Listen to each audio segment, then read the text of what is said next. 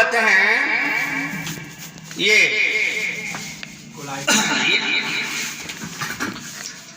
देखिए, सबसे बड़ी बात यह है कि हम लोगों ने यहाँ विद्युत धारा के आधार पर पदार्थों को बांटा है। तो विद्युत धारा के आधार पर जो पदार्थ को हम लोग बांटते हैं, तो वो हम लोग बांटते हैं किस ढंग से? मुख्यतः इस आधार पर कि पदार्थ से होकर के विद्युत धारा स्थानांतरित हो रही है या नहीं हो रही है। यही बात है ना। तो जिस पदार्थ से होकर के विद्युत धारा स्थानांतरित हो रही है, मान लीजिए कि इसका मतलब यह हुआ कि ऐसे पदार्थ हैं जो अपने से होकर के आवेश को एक स्थान से दूसरे स्थान तक स्थानांतरित करता है, वो पदार्थ आपको चालक कहलाता है, जिसे हम लोग सुचालक भी कहते हैं, अंग्रेजी में कंडक्टर कहा जाता है। ठीक है। Substance that allow to pass electricity ions from itself called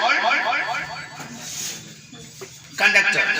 वैसे पदार्थ को हम लोग कंडक्टर कहते हैं, जो अपने से होकर के विद्युत धारा को पास करने देता है, गुजरने देता है।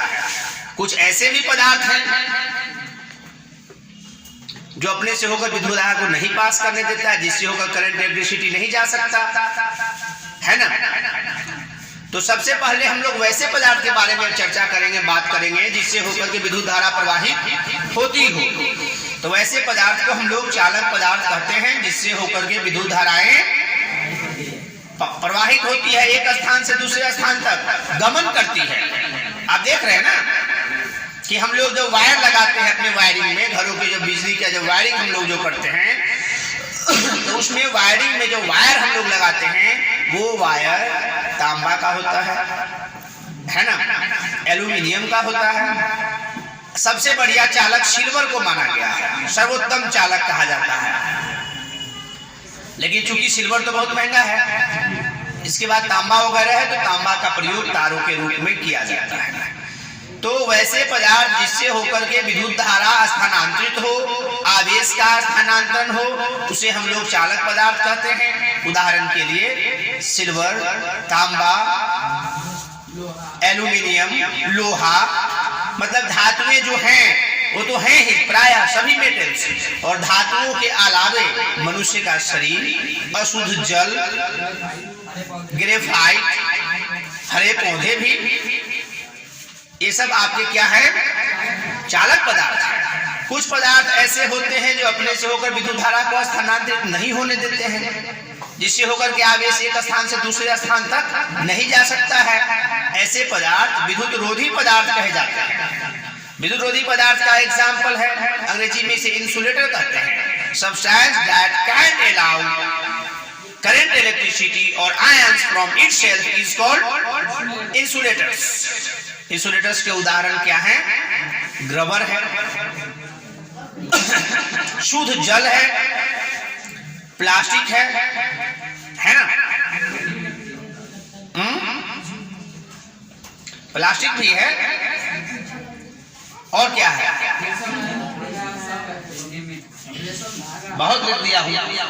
रबर है, कार्बन है, शुद्ध जल है, रुई है, रेशम है, चीनी मिट्टी है, इत्यादि है। तो इतने सारे जो पदार्थ हैं, तो ये सारे पदार्थ इंसुलेटर हैं, है ना। ये सारे पदार्थ इंसुलेटर हैं, जिससे होकर के विद्युत धारा प्रवाहित नहीं हो सकती। रेशम, चीनी मिट्टी, लकड़ी, प्लास्टिक, रबर, कार्बन, शुद्ध जल, ये सब विद्युत के क्या हैं? कुचालक पदार्थ है, विद्युत रोधी पदार्थ है। कुछ पदार्थ ऐसे होते हैं जिससे होकर के धाराएं क्या होती है?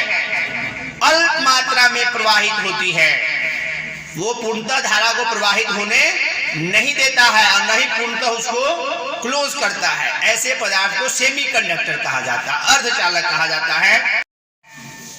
आपको अर्धचालक, जो अर्धचालक होते हैं उसका बहुत ज्यादा प्रयोग होता है। यह जो अर्धचालक पदार्थ हैं, ये विद्युत धारा का अल्प मात्रा में चालकता प्रदान करते हैं, थोड़ी मात्रा में। और विद्युत मतलब ये चालक और विद्युत रोधी दोनों का काम करता है।